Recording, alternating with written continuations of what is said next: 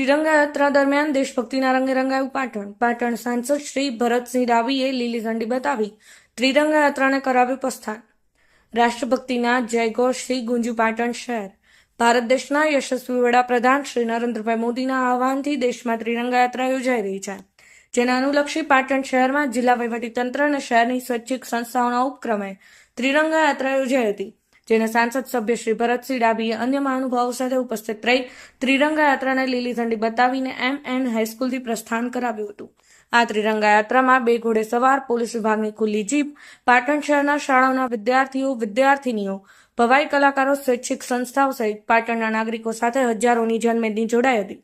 આ ત્રિરંગા યાત્રામાં જિલ્લા પંચાયત પ્રમુખ શ્રી હિતલબેન ઠાકોર, જિલ્લા કલેક્ટર શ્રી અરવિંદ વિજયન, જિલ્લા વિકાસ અધિકારી શ્રી BM પ્રજાપતિ, જિલ્લા પોલીસ વડા શ્રી રવિન્દ્ર પટેલ, મદદનીશ કલેક્ટર શ્રી કુંવરી હરિણી, KR નગરપાલિકા પ્રમુખ શ્રી હિરલબેન પરમાર, સંગઠનના આગેવાનો શ્રી દશરથજી ઠાકોર સહિત જિલ્લાના ઉચ્ચ અધિકારીઓ, પદાધિકારીઓ પદયાત્રા કરી ત્રિરંગા યાત્રામાં સહભાગી બન્યા હતા। પાટણની MN હાઈસ્કૂલથી શરૂ થયેલા આ ત્રિરંગા યાત્રામાં પાટણની સ્વૈચ્છિક સંસ્થાઓ તેમજ હજારોની સંખ્યામાં સ્થાનિક લોકો જોડાયા હતા। ત્રિરંગા યાત્રાનો યશ તથા પથ દેશભક્તિના રંગે રંગાયો હતો। MN હાઈસ્કૂલથી નીકળેલી આ ત્રિરંગા યાત્રા રંગીલા હનુમાન, 3 દરવાજા, હિંગળાચાચા ચોક તથા હિંગળાચાચા સર્કલ થઈ બગવાડા પહોંચી હતી।